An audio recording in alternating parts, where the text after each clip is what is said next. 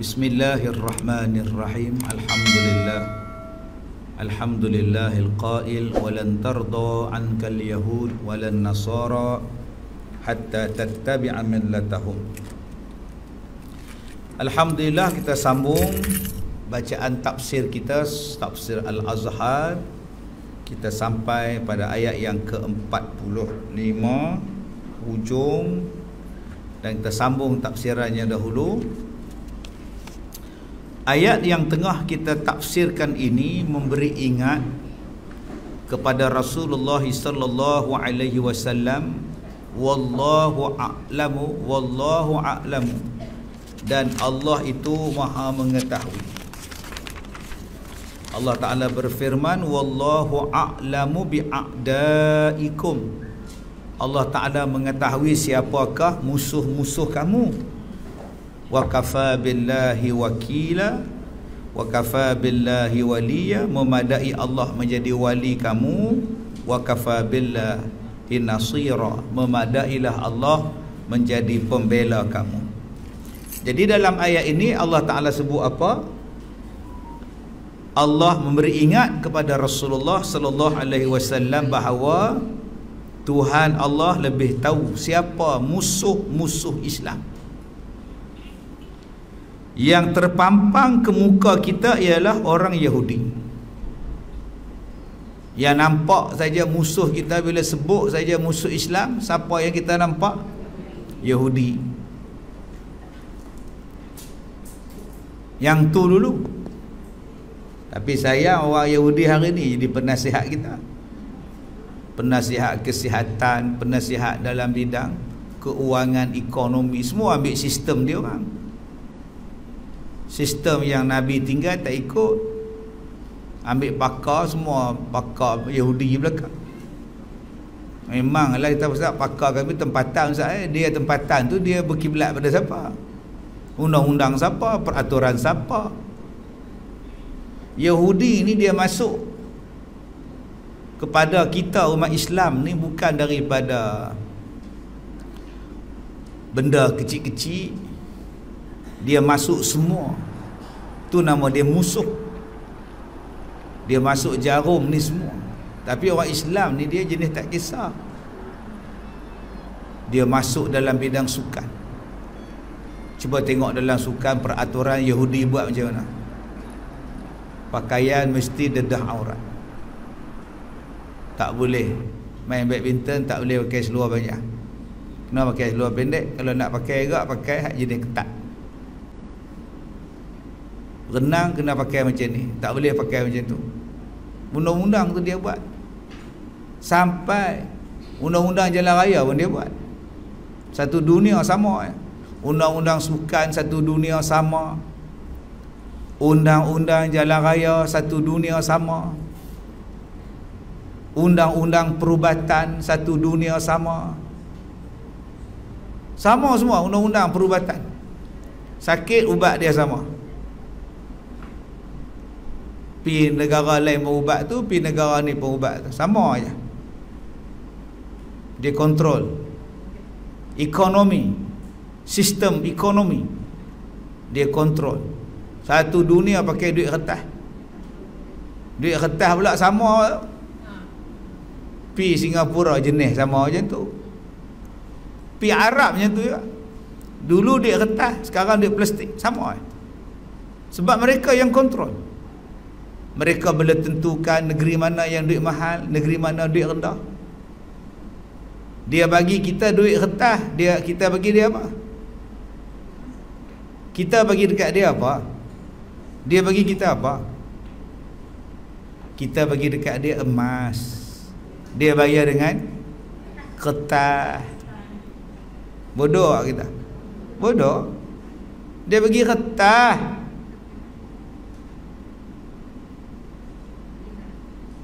Kita bagi emas. Tukaran untuk dapat duit tu kena bagi bond emas. Depa yang kumpul emas satu dunia. Yahudi ni. Ganti kepada emas yang kita bayar ialah duit kertas. Buatnya duit tu tak laku. Jadi Jepun kita dulu. Duit pisang dulu. Pokok pisang. Dan duit mereka tu pula mereka cetak. Boleh ada mereka cetak banyak-banyak? Apa masalah? Mereka punya kilang, aku suka mereka. Tapi kita nak dapat duit kertas tu, kita kena bagi emas pada dia orang. Emas sampai bila-bila naik harga. Duit kertas tak ada nilai.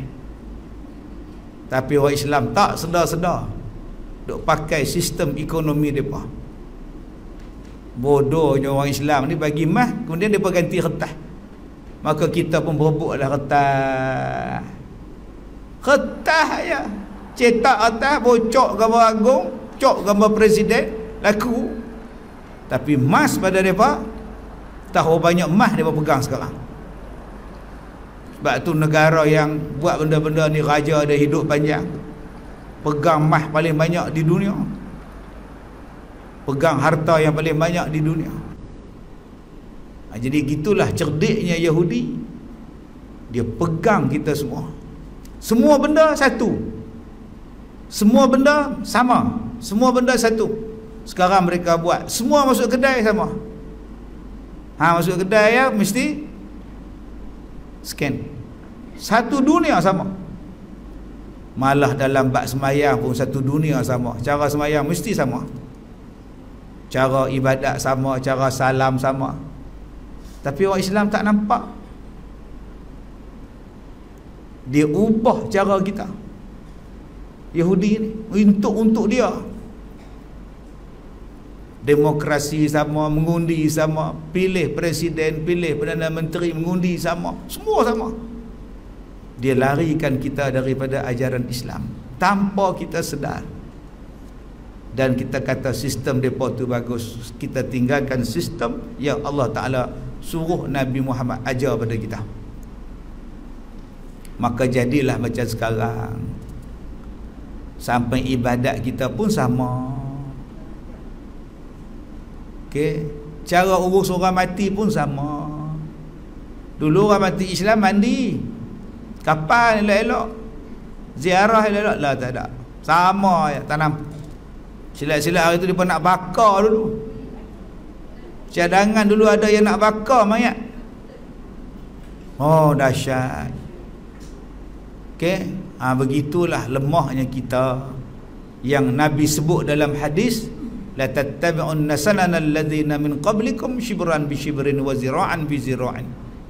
Kamu akan ikut jejak mereka ni sejengkal demi sejengkal, sehasta demi sehasta, sehinggalah kalau mereka masuk lubang biawak, kamu ikut lubang biawak.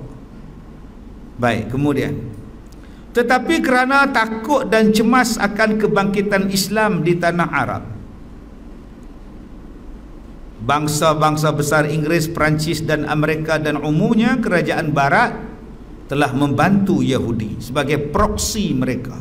Di tengah-tengah negara Arab, tengok-tengok ada Yahudi. Mereka telah melempar 2 ekor burung dengan satu batu. Baling satu batu, 2 ekor kena. Mereka benci kepada Yahudi, dalam masa yang sama mereka benci pada Islam.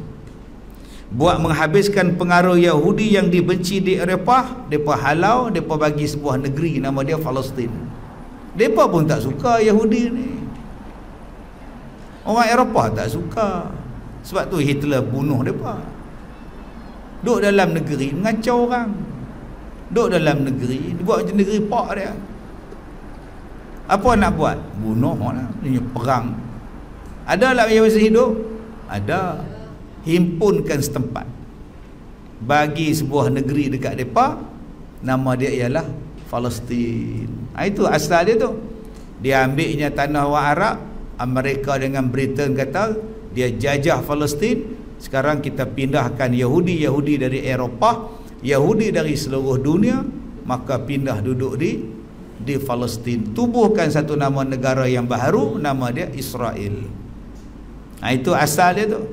Supaya negeri dia orang tak ada Yahudi, supaya negeri Eropah tak ada Yahudi, Jerman tak ada, Inggeris tak ada, aman lah mereka ni, biar dia kacau orang Islam di Palestin. Kemudian, dan Arab adalah bangsa yang dipandang musuh besar, mereka lah menjadi tulang punggung Islam. Apalagi diketahui bahawa Jazirah Arab satu sumber kekayaan alam yang luar biasa, iaitu terdapat emas hitam, nama dia minyak.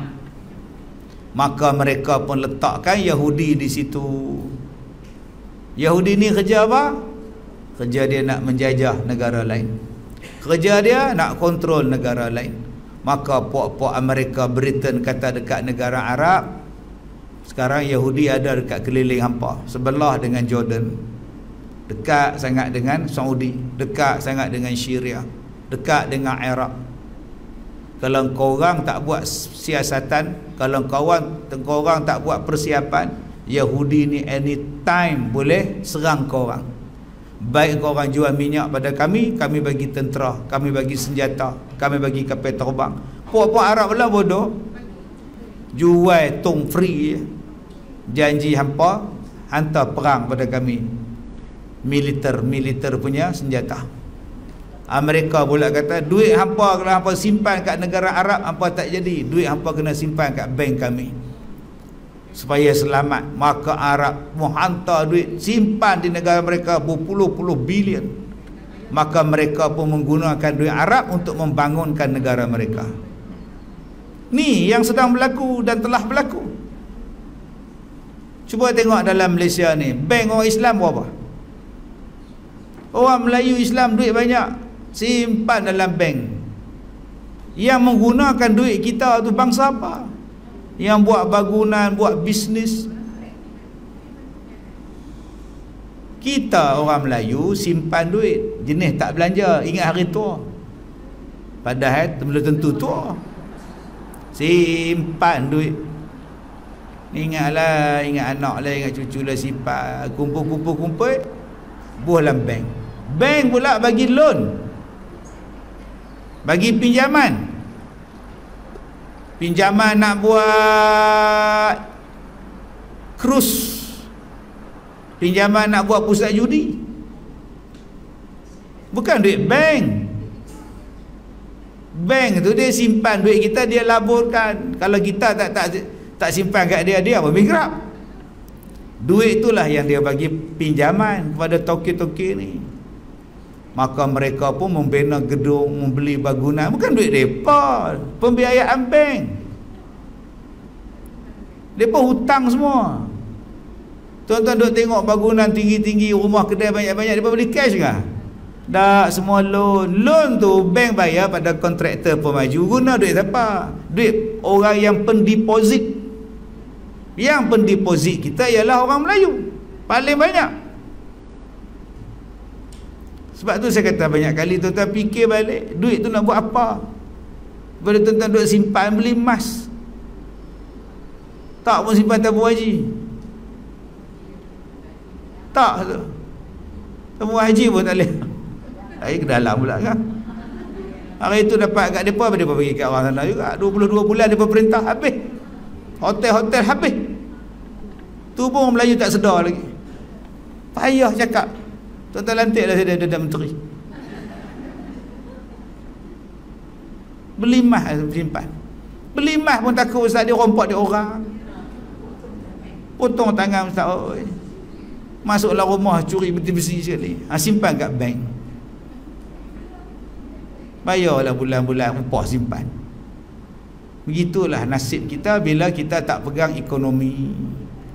Jadi lemah belaka. Sebab orang Melayu diajar jangan kaya, nanti lambat masuk syurga. Kita jaga masjid sudahlah, bab ekonomi biar dia orang pegang. Jadi macam ni. Memang daripada dulu orang Melayu tak pandai menega, kita beli sudahlah. Orang Melayu ni kerja kaki tangan kerajaan sudahlah. Jadi hak bisnes bagi dia orang lah. Janji kita dapat tetap berpencen. Orang Melayu fikiran macam tu. Tetap dan berpencen, tetap dan berpencen. Akhir duit tak ada. Dia orang pencen tu cakap lebih sikit, tak boleh, takut pencen tarik. Tak buka bahu, tak pergi pencen tarik balik. Buka juga bahu, tak ada. Dia kata 4, 55 lah janji dapat pencen. Ini nasib kita. Sebab tak pegang kepada ekonomi. Kalau kita pegang, kau buat, kami tarik benda ni, kami tak jual benda ni, diam orang. Ekonomi lebih berkuasa daripada sistem politik, kuasa. Baik.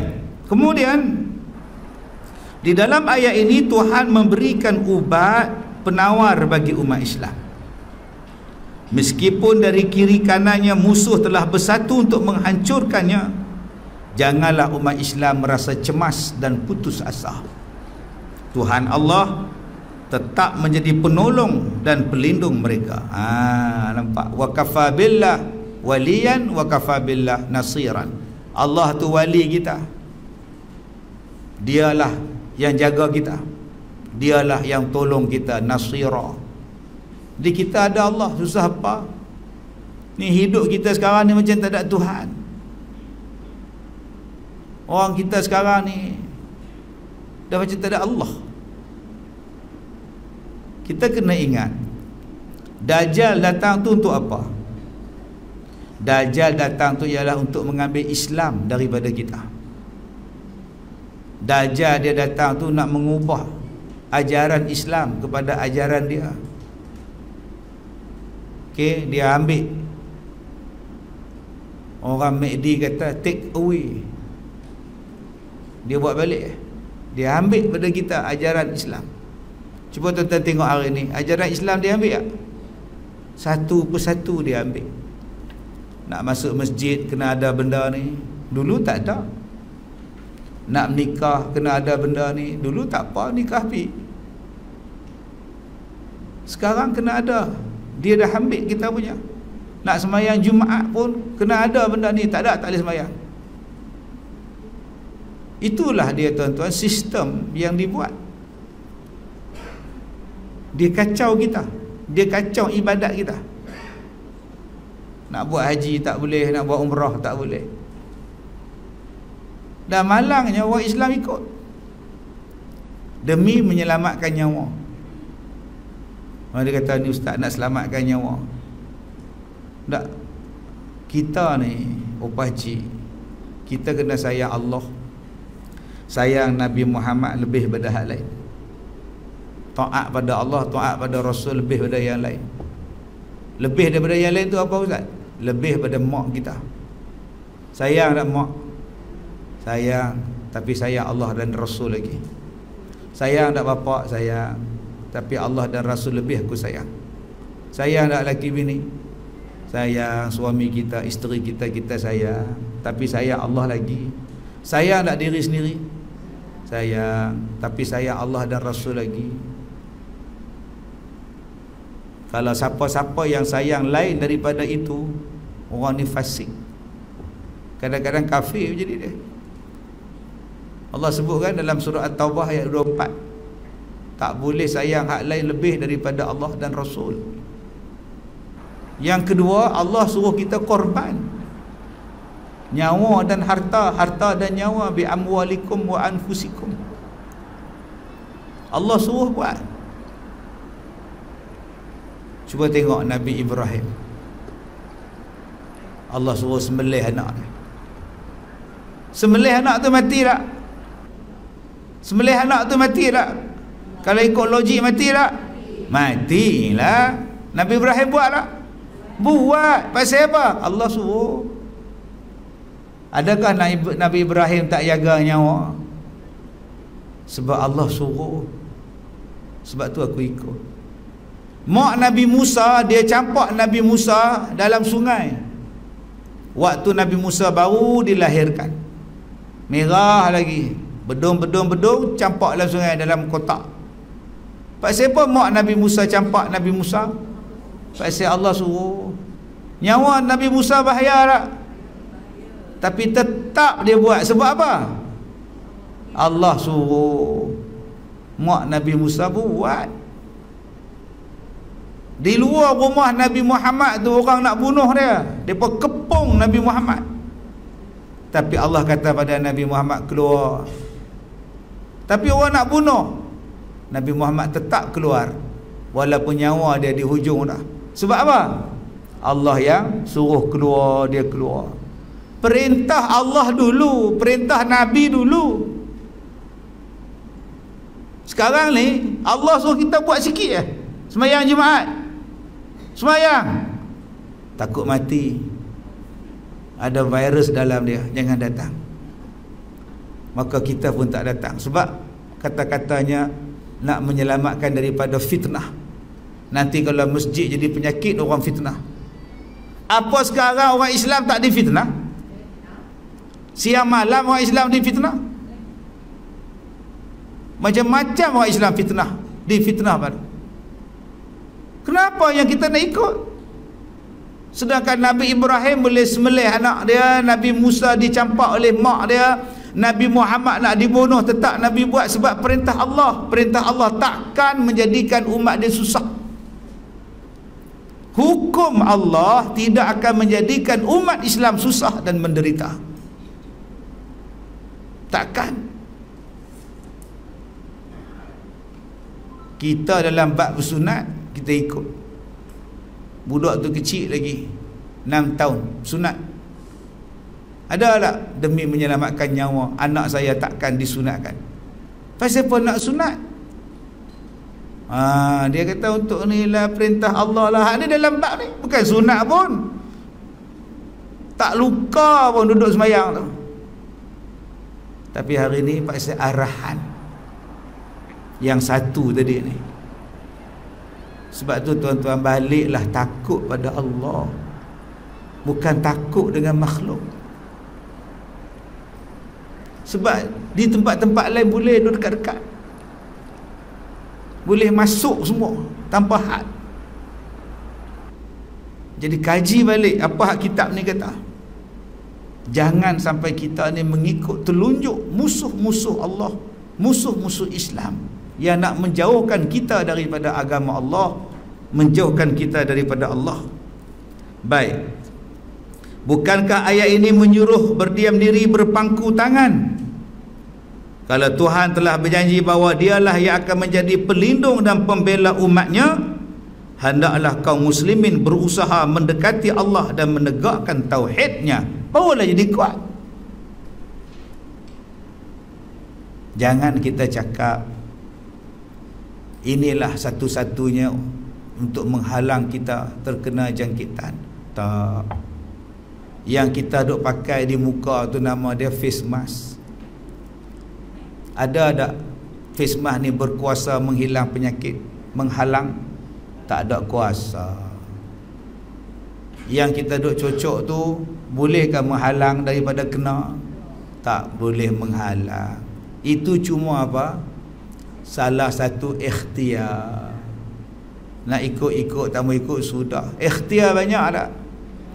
Kita ni pergi Kuala Lumpur, ada pergi naik kereta api, ada yang pergi naik bas, ada yang pergi jalan kaki, ada yang naik basikal, ada yang naik motor, ada naik van, ada naik lori sayur. Itu nama dia apa? Ikhtiar. Kamu guna apa? Saya guna kereta api. Oh, makcik guna kereta. Kereta lah betul, kereta api tak betul. Tak. Semua menuju sana makcik, silakan. Mana yang sesuai pada makcik, buatlah. Saya ni tak ada lesen. Saya ni pula malas berhenti-berhenti nak kencing. Dalam kereta api tu ada jamban, senang saya kencing situ. Naik kereta kan susah nak kencing dalam kereta, nak kena berhenti. Saya pula senang naik basikal, senang. Kalau saya larat, saya kayuh. Kalau saya tak larat, saya usung basikal, pulanglah. Tu nama dia ikhtiar. Yang kita duk cocok tu bukan satu-satunya ikhtiar. Dia dipanggil salah satu. Kalau tak nak ambil tu pulanglah. Saya ikhtiar dengan benda lain, janji saya tak terkena. Betul juga. Saya tak naik kereta api, saya naik lori, sampai je ke? Itu pun betul juga. Jangan kita kata aku je betul, kau orang salah. Siapa tak naik lori kena? Oh, mampus lah macam itu. Itu bukan ikhtiar. Ikhtiar itu adalah pilihan. Tetapi kalau saya naik lori ke, saya naik kapal ke, naik basikal ke, tentukah saya sampai Kuala Lumpur? Tentukah? Tentukah? Belum tentu kalau Allah tak izin. Sebab benda-benda tu tak ada kuasa. Kereta api tergelincir, lori jatuh gaung, kereta masuk bawah lori, tak sampai kita sebab Allah tak izin. Begitulah juga kita makan ubat ke, kita tutup mulut ke, kita cocok ke, kalau Allah tak izin tak kena juga. Sebab Allah kata dia berkuasa. Maka kita kena cari jalan macam mana Allah boleh jaga kita. Sama ada kita cocok ke tak cocok ke, apa benda ke, macam mana Allah boleh jaga kita. Ni ayat ni beritahu. Takkan Allah tak boleh jaga kita. Nabi Muhammad bagi tahu, man sallas subha fahuwa fi zimmatillah. Siapa yang sembahyang subuh berjamaah, mereka itu di bawah pemeliharaan Allah. Nabi bagi tahu, siapa yang sembahyang subuh berjamaah, Allah jaga. Itulah dia. Dia tak sebut siapa yang pakai face mask Allah jaga. Dia tak sebut. Yang Nabi sebut ialah siapa yang sembahyang subuh berjamaah. Maknanya salah satu cara untuk dapatkan pertolongan Allah ialah pergi ke masjid, pergi ke surau sembahyang, bukan dihalang orang. Berbeza sangat cara yang Nabi suruh dengan kita buat keputusan. Kita nak cari Allah, dekatkan diri dengan Allah, bila dekat senang. Tuan-tuan ni kalau dekat dengan wakil rakyat senang. Minta sign senang, minta job senang, dekat. Minta recommend pun senang. Cuba jauh, cuba tak kenal, nak ambil gambar pun susah, nak salam pun bayar. Cuba tuan-tuan dekat tengok dengan Ustaz Kazim, makan dengan dia pun boleh. Cuba tak kenal, segan nak makan. Sebab tu kita kena rapat dengan Allah. Doa Allah mustajab, mendekatkan diri dengan Allah. Kita semua ada masalah tak? Ada. Sedih tak? Sedih. Orang lain boleh mengaji, kita tak boleh mengaji. Orang lain demam, kita pun tak boleh keluar rumah. Demam sekali. Sedih lah tu, duduk di rumah tu. Tu yang kurang kelas kita ni. Saya punya peraturan, siapa demam, semua duduk rumah. Tak boleh main undang-undang kita. Pakai duduk penuh. Kami tak demam tak? Duduk diam-diam di pondok, susah keluar. Dengan hang sekali. Saya dah pesan banyak kali dah, bila demam makan ubat. Umur kita dah 70 tahun, 70 lebih dah, takkan tak pernah demam, takkan tak pernah batuk.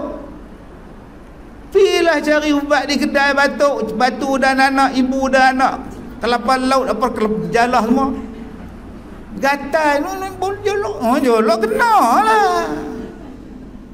Macam tak pernah demam. 70 tahun Panadol takkan tak nak beli. Takkan tak pernah tahu ambil orang tua, ambil buah tang sini, ambil apa asam jawa, lumur satu badan. Takkan tak pernah belajar. Tapi pasal kita ni panik. Loh, takut loh, papa kerong. Kena. Panik. Takkan tak pernah demam daripada mula beranak sampai ketua.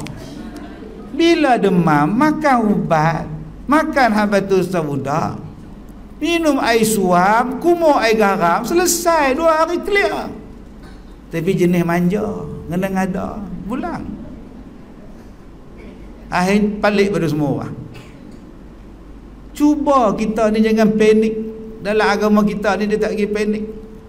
Dan kita sendiri kita boleh tahu perubahan badan kita. Rasa nak batuk dah ni, ambil kicap campur lemon, minum. Kicap perah lemon, ngap, hilang batuk. Petua paling mudah tak nak batuk ialah jangan batuk. Bukan susah. Rasa nak batuk, lega. Boleh ke Ustaz? Bersin boleh tahan tak? Bersin boleh tahan tak? Boleh ha? Tak boleh bersin. Berapa ramai yang tahan bersin? Bila nak bersin je, tutup hidung, tak bersin. Berapa ramai yang tahan menguap? Boleh pun. Berapa ramai yang tahan kentut? Mengantin gini-gini tahan kentut. Kenapa? Tahan kentut. Batuk kau tak boleh tahan. Ubat paling mudah batuk ialah tahan batuk. Jangan batuk. Masuk 4 hari mati tu. Batuk dia madu lebah campur dengan lemon. Paling mudah minta ubat batuk kelapa laut ke, batu danak ke, brekol ke. Yang tu pergi klinik yang tu tak. Hak tu dia bagi pun. Cuma penyakit kita ni, orang kita apa? Bila doktor-doktor bagi ubat di klinik, ini 3 kali ya, 2 kali, ini 3 biji satu hari, 3 kali sehari 2 biji sekali makan, ini 2 kali satu hari 1 kali makan 2 biji ya. Pernah tak kita tanya nama ubat ni apa? Kita bangga lagi, tunjuk segenggam, tu dia abang, tu nak makan semua. Tapi kita tak pernah tahu ni ubat apa. Jarang kita tanya ni nama apa ni. Ini ubat kita sudah tulis di sini ya. Mau pening sama pening. Ini nama ubat dia. Oh, nama ubat dia pening sama pening. Nampak? Bila makan dengan izin Allah lega. Bila demam, pilih farmasi beli. Tak susah. Dah nak tea juga. Pi. Makcik kita ni jolok. Jolok. Kembang habis dua belah ni. Batuk semua orang positif. Ni musim dia. Musim dia. Dia cuba fikir tentang lepas ni pergi klinik tanya ubat nama apa. Ni menatang ni apa ubat yang doktor bagi kat sini, ubat apa? Makan sajalah, banyak tanya layu. Oh tak boleh, ni badan saya kena tanya. Apa ada nama ubat ni? Kita jarang tanya tau. Tapi kalau nak makan nasi, nak makan lauk, kita tanya ni babi ke apa? Ni daging apa? Ni babi ke ayam? Oh, ini kedai orang Islam mana ada babi dah, nampak putih semacam tu. Bak yang lain kita tanya babi ke, lemak babi ke. Tapi bak ubat kita tak pernah tanya. Janjiku lega lah. Lepas ni tuan-tuan tanya dan minta dia tulis nama ubat tu. Senang. Kalau aku nak beli, aku cari kat farmasi ni nama ubat dia. Baik, kemudian dan kata dia lagi, bertambah kita kembali kepada intisari ajaran agama kita, bertambah pulihlah kekuatan kita. Itu sepatutnya. Bila kita semua kembali kepada Islam, kita akan jadi kuat dan kita akan pulih kekuatan kita. Sebab apa kita hari ni tak kuat-kuat dan tak pulih kekuatan kita? Sebab apa? Sebab kita tak kembali pada Islam. Tak pernah kita dengar kempen mailah semayang subuh supaya Allah jaga Malaysia. Yang ada tiap-tiap hari, jagalah. Itu yang ada.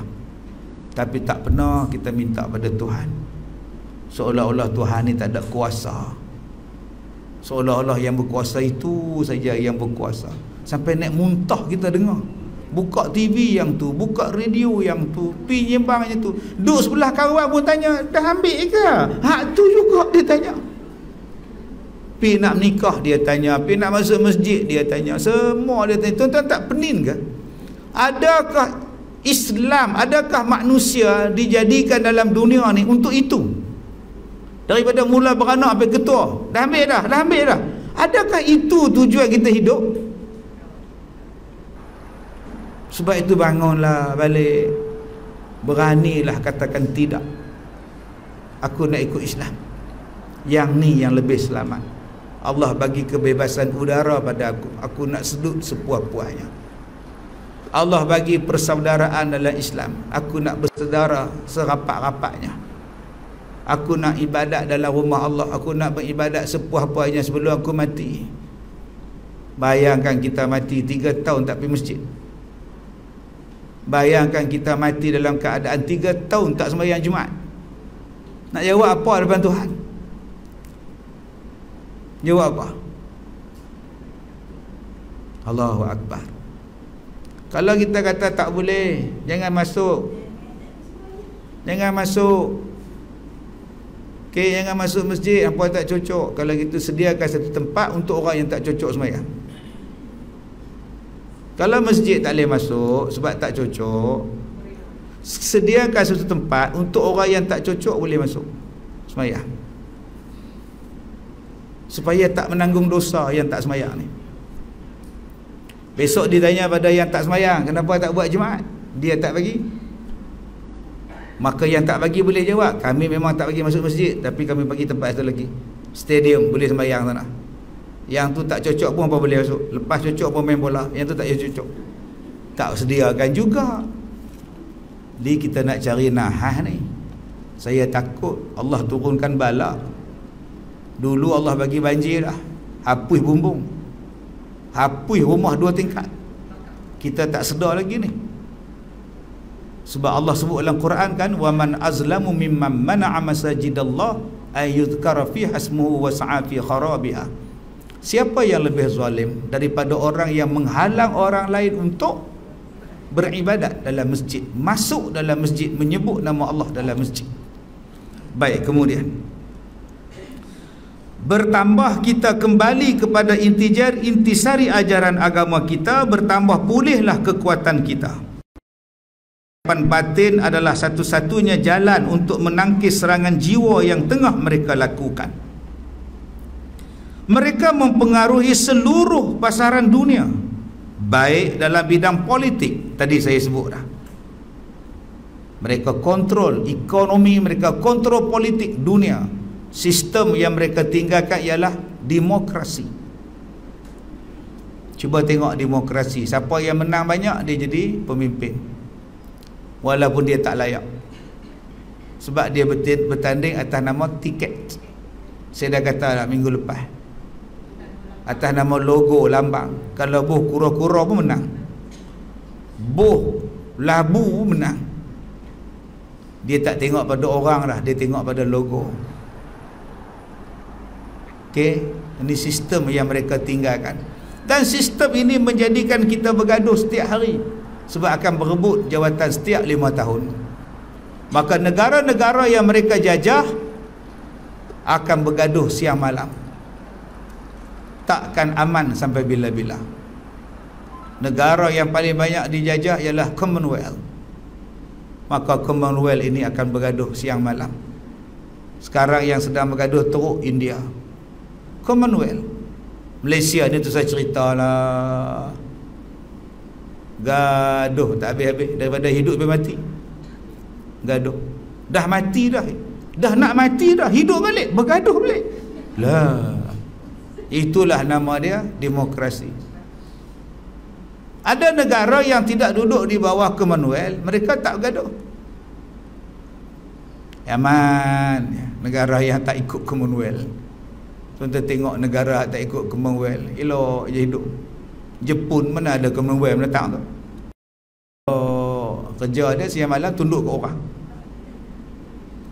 Tengok dia apa, Thailand, elok dengan raja dia pun hormat, semua hormat, tunjuk perasaan tu dulu kan. Lepas tu turun pemerintah dia buat kerja masing-masing. Elok, dia pun bukan Commonwealth. Tapi negara yang dijajah, bekas jajahan daripada barat, semua tak aman.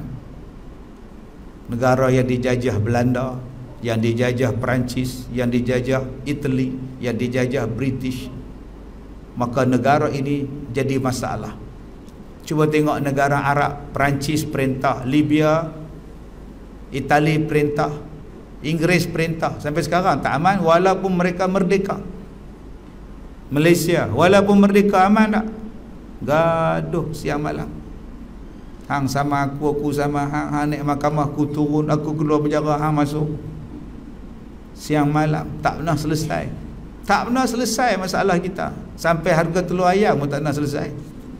Agak-agak tuan-tuan ni, masalah telur ni bila?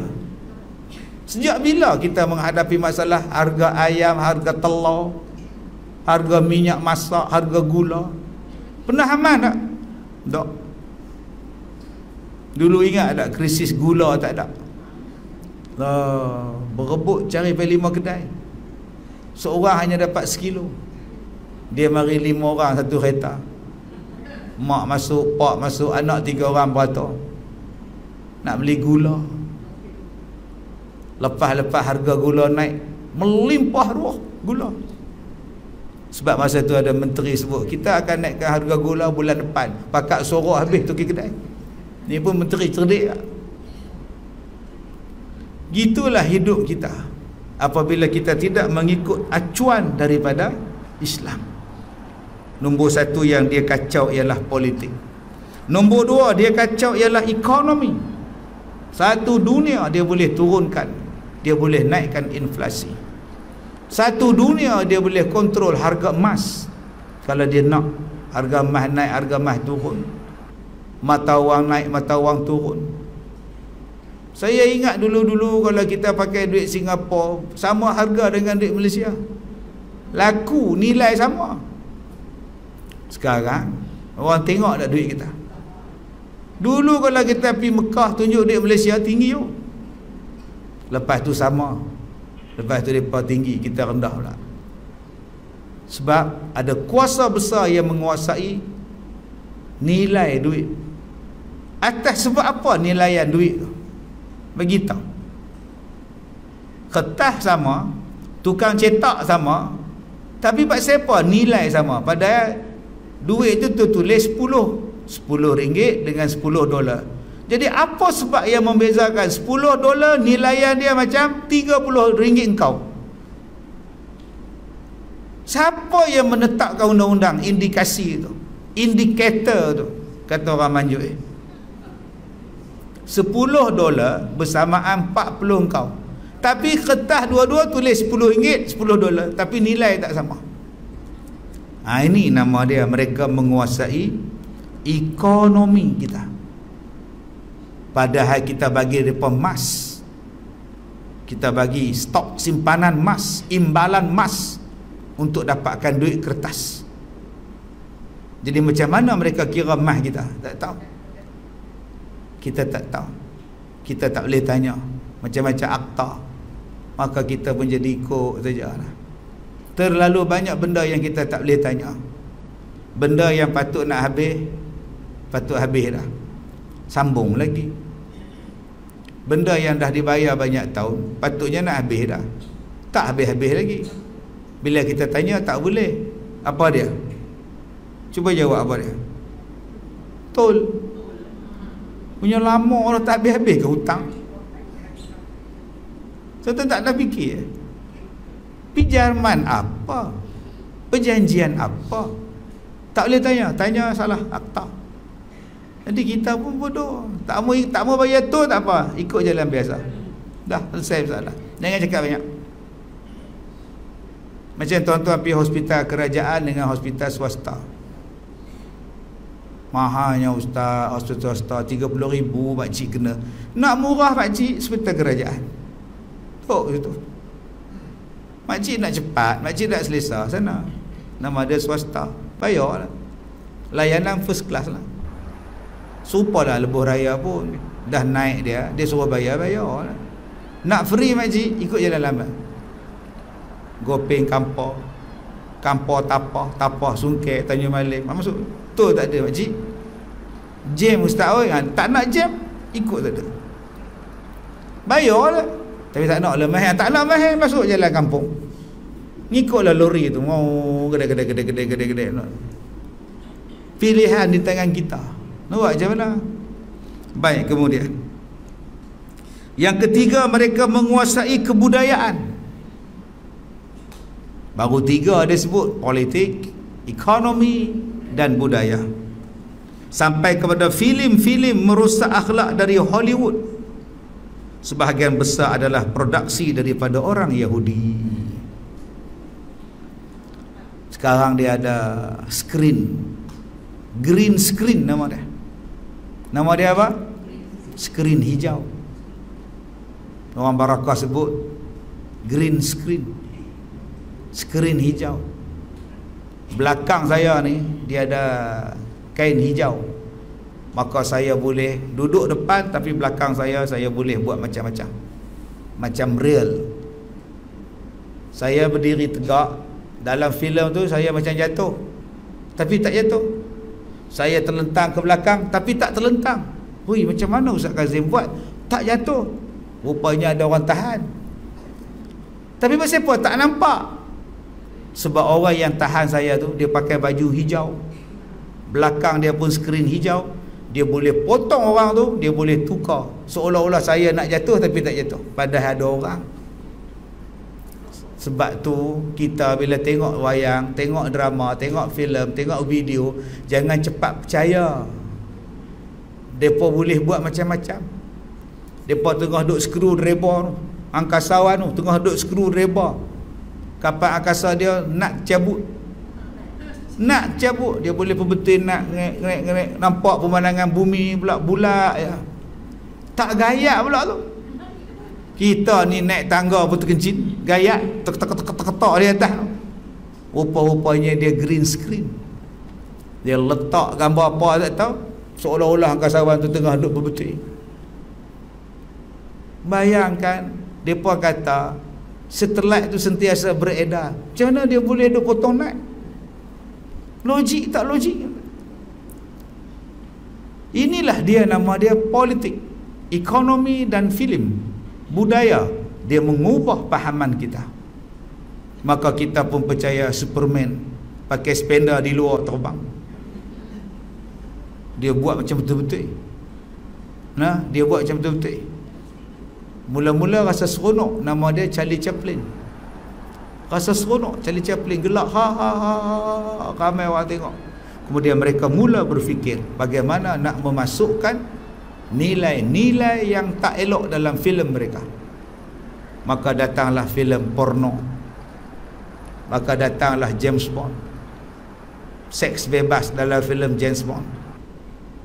Asal jadi James Bond je, semua boleh tidur dengan perempuan. Semua boleh tidur dengan perempuan. Jadi murah James Bond buat. Marilah filem-filem yang bercorak peperangan, mengatakan bahawa Islam tu jahat. Yang jadi jahat tu semua pakai serban.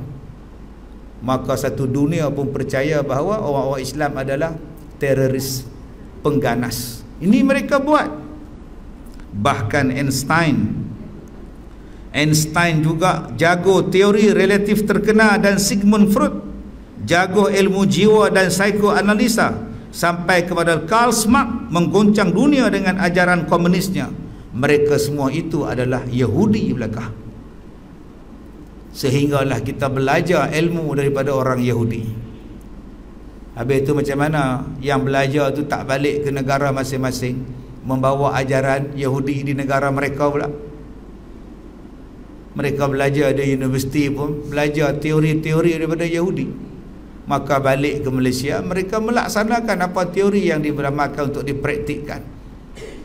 Maka kita pun beranggapan dia orang ni cerdik, belajar luar negeri, dia orang ni mengaji pandai, overseas. Maka dengan sebab pandai overseas itulah kita tak pergi overseas ni dianggap bodoh, bukan ahli. Maka kita pun ikut satu-satu. Sedangkan kalau kita ikut Nabi Muhammad, alangkah bahagianya kita. Tapi sayang tuan-tuan, orang tak nampak Nabi tu. Orang nampak Nabi ni hukum dia boleh ditukar-tukar. Kalaulah hukum Allah boleh ditukar, nescaya Nabi Ibrahim tukar cara nak sembelih anak dia. Kalaulah hukum Tuhan boleh ditukar, Nabi Nuh tak buat kapal, susahkan dia. Dia tetap buat sebab ni perintah Allah nak menyelamatkan dia. Tapi kita hari ini menganggap perintah Allah tu memudaratkan kita. Tiba-tiba kita kata aku orang beriman. Malu tak? Malu kita. Aku orang beriman tapi ubah perintah Allah dan Rasul. Oi, malu. Besok nak mati ni. Besok nak mati ni. Esok lusa mati. Nak jawab apa? Tanya yang tu je. Siapa saudara kamu? Siapa saudara kamu? Orang Islam. Iya kah?